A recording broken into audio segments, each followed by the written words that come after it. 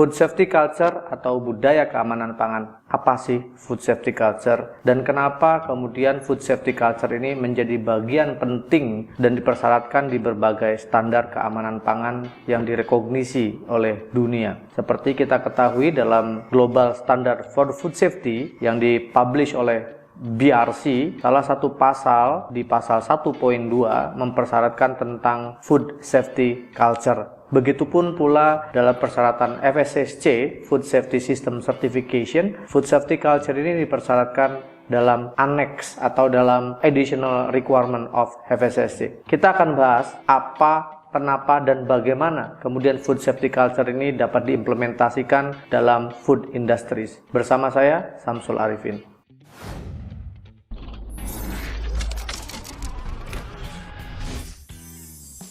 Dalam pengertiannya, food safety culture diartikan sebagai budaya keamanan pangan. Kenapa kok keamanan pangan ini harus dibudayakan? Karena seperti kita ketahui bahwa budaya ini bukan sesuatu yang instan. Budaya ini dikembangkan dari suatu aktivitas yang dilaksanakan secara terus-menerus, secara rutin, kemudian menjadi satu kebiasaan, dan kelak akan menjadi satu budaya. Sehingga kenapa akhirnya budaya keamanan pangan ini perlu diterapkan, bahkan dipersyaratkan dalam berbagai standar keamanan pangan internasional. Oke, kita pahami dulu latar belakangnya. Kenapa kemudian food safety culture ini dipersyaratkan? Pada saat kita sebagai karyawan atau mungkin sebagai pemilik perusahaan pengolah makanan melakukan produksi makanan dan secara sengaja ataupun tidak sengaja ada produk yang kemudian tidak bisa sesuai dengan spesifikasi. Nah, akhirnya keputusannya ada di tangan mereka. Apakah mereka kemudian memaksakan bahwa produk tersebut bisa dijual atau kemudian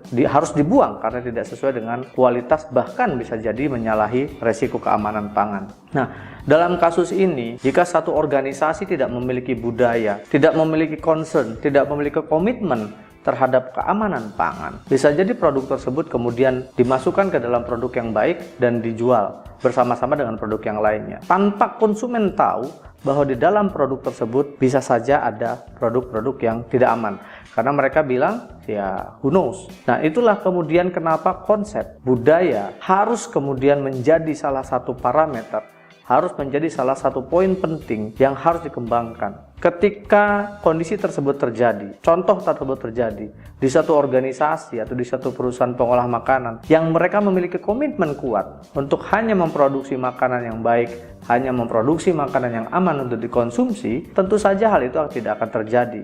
Karena mereka sudah semua paham. Latar belakang yang lainnya adalah kenapa kemudian budaya keamanan pangan ini harus dikembangkan dan dilaksanakan atau diimplementasikan, bahkan menjadi persyaratkan. Awal mulanya ketika banyak perusahaan sudah memiliki sertifikasi. Banyak perusahaan pangan di dunia sudah mendapatkan pengakuan bahwa mereka memiliki sistem manajemen keamanan pangan yang diakui secara internasional. Tetapi dalam banyak kasus, ternyata sertifikasi saja tidak menjamin bahwa produk yang kemudian diedarkan bebas dari resiko ketidakamanan pangan, bebas dari resiko foodborne illness. Semakin banyak kejadian-kejadian yang ditimbulkan karena cara produksi yang baik dan benar tidak dilaksanakan secara konsisten. Banyak kemudian bermunculan penarikan produk pangan di dunia yang disebabkan oleh hal tersebut, sehingga memicu satu kesadaran bahwa sebetulnya membangun sistem tidak melalui di atas kertas.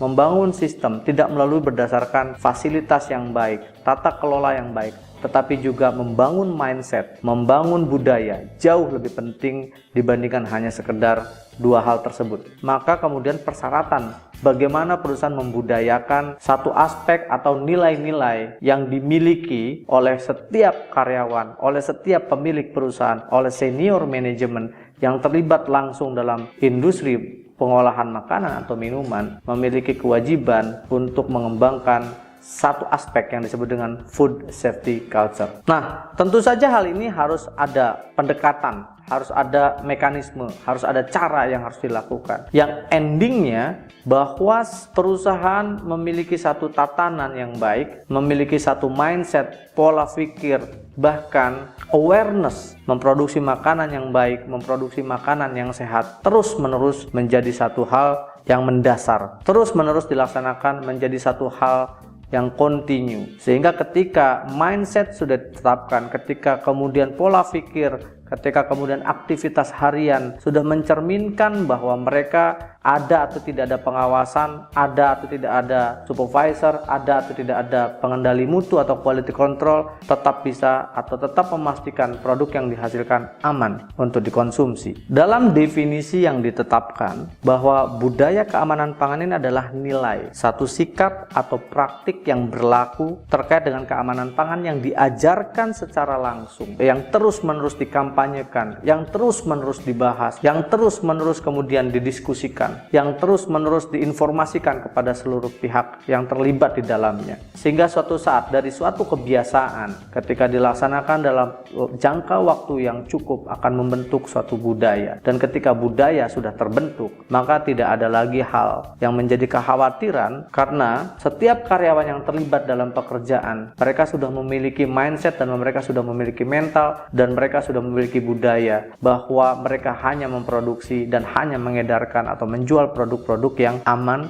bermutu dan sesuai dengan persyaratan atau perundangan yang berlaku. Berdasarkan survei bahwa 80% profesional dan ahli keamanan pangan percaya bahwa menciptakan budaya keamanan pangan yang baik adalah pekerjaan yang paling penting dari setiap pengelolaan atau dari setiap manajemen, setiap organisasi atau di setiap perusahaan yang memproduksi makanan dan minuman. Dengan konsep unsafe behavior, it will become unsafe product. So safe behavior will be safe product. Jadi dengan membudayakan satu kebiasaan, dengan melaksanakan suatu kebiasaan dan membentuk suatu budaya keamanan pangan, maka secara langsung ataupun tidak langsung akan terbentuk pula keyakinan dan confidence level, keyakinan bahwa apa yang diproduksi kemudian menjadi baik, mematuhi semua persyaratan yang berlaku. Kemudian faktor apa yang mendorong budaya keamanan harus diterapkan oleh satu industri? Yang pertama tentu saja dari senior manajemen. Pimpinan perusahaan atau senior manajemen wajib memberikan teladan. Dari survei yang dilakukan, kurang lebih 54% percaya bahwa faktor pimpinan perusahaan atau senior manajemen berpengaruh terhadap sukses tidaknya satu budaya keamanan pangan diterapkan. Lantas yang kedua adalah dari customer. Customer tentu saja selalu meminta produk yang terbaik, produk yang selalu aman, dijamin bahwa resiko keamanan pangannya tidak terdampak kepada customer atau bahkan kepada consumer. Maka salah satu faktor mendorong bahwa satu industri harus menerapkan, mengimplementasikan food safety culture juga dari customer. Kemudian dari pemerintah. Pemerintah melalui alat regulasinya kemudian menekankan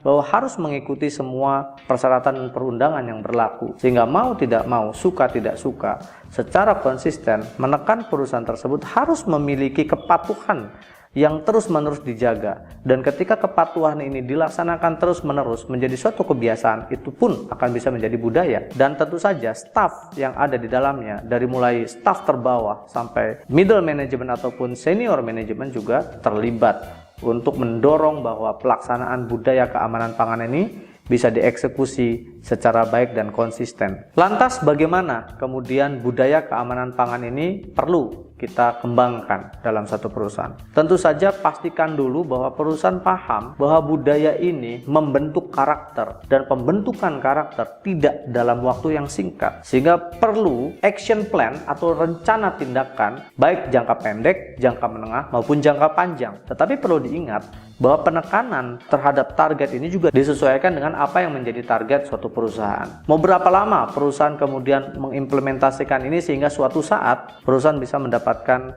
outcome atau mendapatkan hasil dari pengembangan sistem budaya keamanan pangan atau food safety culture. Kita mulai dengan menetapkan target. Perusahaan harus menetapkan target. Define your culture target. Biasanya target ini ditetapkan berdasarkan visi dan misi perusahaan. Maka harus ada konektivitas antara visi dan misi perusahaan dengan target budaya keamanan pangan. Misalnya, perusahaan memiliki visi bahwa ingin menjadi perusahaan terbesar, misalnya ya, atau menjadi perusahaan yang paling dicari oleh konsumen, yang dikenal sebagai perusahaan yang memproduksi produk-produk bermutu atau memiliki komitmen terhadap keamanan pangan yang tinggi. Mendapatkan trust dari customer adalah salah satu objektif atau target dari perusahaan tersebut dalam jangka pendek, dalam jangka panjang, dalam jangka menengah. Kemudian ditetapkan apa yang ingin diimplementasikan. Apakah perusahaan hanya puas dengan menetapkan bahwa karyawannya sudah peduli? Apakah kemudian tidak berharap bahwa suatu saat, suatu ketika nilai-nilai budaya keamanan pangan ini juga dapat membantu perusahaan untuk mencapai visinya. Nah, sehingga setelah menentukan target, barulah perusahaan kemudian melakukan assessment. Apa maksudnya assessment? Harus dinilai. Dinilai berdasarkan apa? Banyak sekali parameter yang bisa menilai sejauh mana kriteria perusahaan ini sudah memiliki budaya. Dalam skala 1 sampai 9 misalkan, atau 1 sampai 10 misalkan, berapa nilai existing budaya? Contoh begini deh. Ketika kita masuk ke pabrik, mungkin kita sudah bisa menilai secara kasat mata apakah perusahaan ini memiliki komitmen atau tidak. Ketika kita masuk satu pabrik, kita lihat pabrik ini rapi, bagus gitu ya. Orangnya tertib, kelihatan dari semua aktivitasnya teratur. Itu kita sudah bisa nilai bahwa wah, mereka memiliki kebiasaan yang baik, bahkan mereka memiliki komitmen yang tinggi. Tapi ketika kita masuk ke satu perusahaan yang mungkin kita lihat banyak sekali ketidaksesuaian atau banyak sekali hal yang menurut kita kok gini ya, kok karyawannya misalkan banyak menggunakan pakaian kerja keluar pabrik, misalkan tidak teratur, banyak barang-barang bekas di sekitarnya, tanaman tidak teratur. Ini dari sisi faktor eksternal ya, kita belum masuk ke dalam. Kita sudah bisa menilai sebetulnya. Sehingga hal yang tadi saya katakan bahwa kita tetapkan dulu apa target perusahaan dan tetapkan dulu berapa nilai kita saat ini. Kita harus menilai diri kita. Nah, tapi syaratnya dalam melakukan self-assessment atau menilai diri sendiri harus jujur gitu ya. Bisa juga dengan cara lain untuk mendapatkan penilaian mungkin dari orang lain yang datang atau dari asesor, atau mungkin kita bisa minta pihak ketiga untuk menilai kondisi kita seperti apa. Sejauh mana kepatuhan pemenuhan kita terhadap target yang kita sudah tetapkan dalam hal budaya tentang keamanan pangan. Setelah kita kemudian lakukan assessment, kita harus lihat hasilnya. Seperti apa hasilnya? Dalam melakukan assessment juga kita bisa menetapkan satu cara dengan menggunakan metode survei, dengan metode kuesioner. Kita sebar kuesioner kepada karyawan sejauh mana mereka peduli ya. Tetapi ingat bahwa ini juga memiliki kelemahan ya. Bisa jadi kuesioner tersebut tidak sesuai dengan aktivitas mereka atau tidak relevan gitu, atau bahkan kesulitan bagaimana cara mengisinya. Sehingga ini perlu dikembangkan satu survei yang memadai, survei yang memang mendapatkan kondisi konkret atau real sebenarnya, sehingga kita dapat inputan bahwa kondisi kita ini sejauh apa. Misalkan gimana sih bikin kuesioner ya, nanti akan kita jelaskan pada pelatihan yang lebih spesifik ya, untuk mengembangkan atau untuk mendapatkan penilaian secara objektif dari menggunakan metode kuesioner, sehingga kita tahu posisi saat ini sudah ada dalam level mana. Kemudian dari situlah kita dapatkan poin-poin apa saja yang menjadi kelemahan, poin-poin apa saja yang selalu berulang atau kesalahan-kesalahan kecil yang sama, kesalahan-kesalahan atau aktivitas yang sering kali terjadi atau disebut dengan common problem, dan kita bisa mengidentifikasi apa yang menjadi common problem dalam industri kita atau dalam fasilitas pabrik kita. Setelah itu baru kita tetapkan yang disebut dengan create an action plan. Kita tetapkan apa tindakan lanjutannya, bagaimana kemudian membuat suatu aktivitas ini secara rutin terus-menerus dilaksanakan. Ya, bisa saja dengan berbagai cara, misalkan dengan cara briefing setiap pagi, bisa saja dengan memberikan inputan kepada para karyawan, memberikan pembelajaran setiap minggu, mungkin setiap bulan kita akan bahas apa yang menjadi tren atau yang menjadi isu-isu penting dalam suatu perusahaan. Intinya aktivitas yang sehari-hari kemudian harus melibatkan mereka dari mulai pimpinan tertinggi sampai karyawan. Setelah itu baru kita akan mereview sejauh mana aktivitas tersebut dieksekusi, sejauh mana kemudian kita evaluasi. Lakukanlah review setiap tahun sekali setidaknya untuk melihat apakah ekspektasi kita sudah sesuai, apakah harapan yang ditetapkan oleh pimpinan perusahaan untuk membuat suatu perusahaan memiliki budaya yang baik sudah sejauh mana. Setelah kita review, setelah kita evaluasi, baru kita mendapatkan output. Apakah kemudian program tahun berikutnya disesuaikan lagi dengan ekspektasi awal, atau program ini perlu kita modifikasi dan terus-menerus dilaksanakan setiap periode hingga tujuan jangka pendek, tujuan jangka menengah, dan tujuan jangka panjang tercapai. Jadi kesimpulannya seperti ini, kita tetapkan dulu apa targetnya. Target itu kemudian bisa dihubungkan dengan visi dan misi perusahaan. Kemudian kita tetapkan bagaimana caranya. Nah, sebelum kita menetapkan bagaimana caranya, kita lakukan dulu mengakses, menilai, self-assessment, lakukan penilaian secara mandiri atau melibatkan pihak ketiga untuk mendapatkan informasi di mana posisi kita saat ini berada. Jika skala 1 sampai 10, kita nilai berapa? Nilai 5, nilai 6, atau nilai berapa? Setelah itu tetapkan action plan, tetapkan rencana tindakannya apa. Bisa saja dengan briefing, bisa saja dengan training, bisa saja dengan aktivitas-aktivitas lain yang melibatkan semua pihak, bisa saja dengan kegiatan yang mungkin aktivitas ini perlu dilakukan, bisa jadi per grup atau bisa jadi perorangan. Jadi tentukan hal yang tepat. Misalnya, setelah itu baru kita review setiap tahun sekali. Kita lihat, baru kita tentukan apa langkah berikutnya sampai target tersebut tercapai. Apakah jangka waktu 1 tahun, 2 tahun, 3 tahun, bisa jadi 5 tahun ke depan, bisa jadi 10 tahun ke depan. Karena sekali lagi, budaya bukanlah sesuatu yang instan. Budaya bukanlah sesuatu yang didapatkan secara cepat, tapi ini lebih ke proses. Bagaimana suatu aktivitas yang baik dilaksanakan secara konsisten menjadi satu kebiasaan dan akhirnya bisa jadi menjadi satu budaya.